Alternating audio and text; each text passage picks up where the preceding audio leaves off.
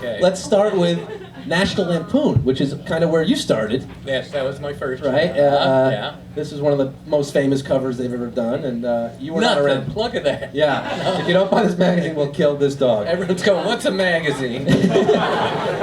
National Lampoon, and I just watched this documentary about them, Drunk, Stoned, Brilliant, and Dead, which is fantastic. It's on Showtime. You're featured in it. Yeah. And I was watching this thing, and I was thinking about comedy because I do that a lot. And National Lampoon, I mean, really changed comedy in such a massive way that I don't think, and which also translated to television writing. Yes. Because when you think about television writing, or television, a lot of Jews, immigrant Jews, Yeah. the Sid Caesar's room, that lamp brought like a Goyish quality to comedy. Is that fair to say? That is fair. It was all wasps. Right. It was all demented wasps. And it's the kind of thing, everything the Jews start, and then once it starts making money, the Gentiles go, oh, we could be interested in this. It's comic books. Jews created Spider-Man and Batman and Superman, and then suddenly the Gentiles come in, oh, this could be good. This was founded by two Harvard guys, Doug Kenny, Henry Beard, and then some of the names: Michael O'Donoghue, Christian Miller, Yeah. Tony Hendra, Sean Kelly, Brian McConaughey, John Hughes, P.J. O'Rourke, Mike Reiss, Here thrust I am. into all that, Jewish and face only, right? That's right. This means nothing to anyone. Shall we skip it? And go to Gary Shandling? Just real quickly, let's go from the Dead magazine to the Dead comedian I wrote for. Yeah, that'll lighten the evening. But that was it.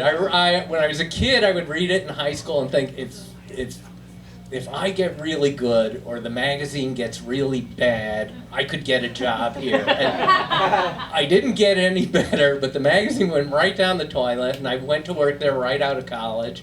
And that was it. It was a dying institution, and it had become softcore porn, which leads me, a direct through line to this evening. And but it got you and Al Jean, your writing partner, it got you kind of employed, right? Yes. And then it led to everything else. Is that fair to Yes, say? it led to Airplane 2. I'll tell the quick story, the Thurgood Marshall story.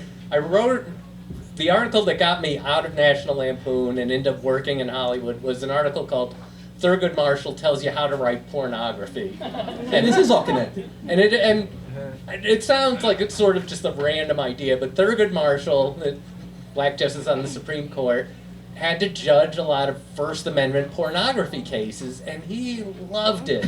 He loved Tuesday was porn day at the Supreme Court, and some of the justices wouldn't show up, and some of them looked away, and Thurgood Marshall brought popcorn. He loved Tuesday. So I write this article, Thurgood Marshall Tells You How to Write Pornography, and I wrote it and I thought, gee, he'll never see this article, or if he sees it, he might even like it, 10 years later, Thurgood Marshall drops dead. It's the top story in the USA Today. In first paragraph, Thurgood Marshall, first black justice on the Supreme Court. Second paragraph, he was the lawyer in Brown versus the Board of Education. Third paragraph, he was so offended by a National Lampoon article, he launched an FBI investigation into the writer. There's a file on Mike Reiss in the Library of Congress. Somewhere in there, there's a file.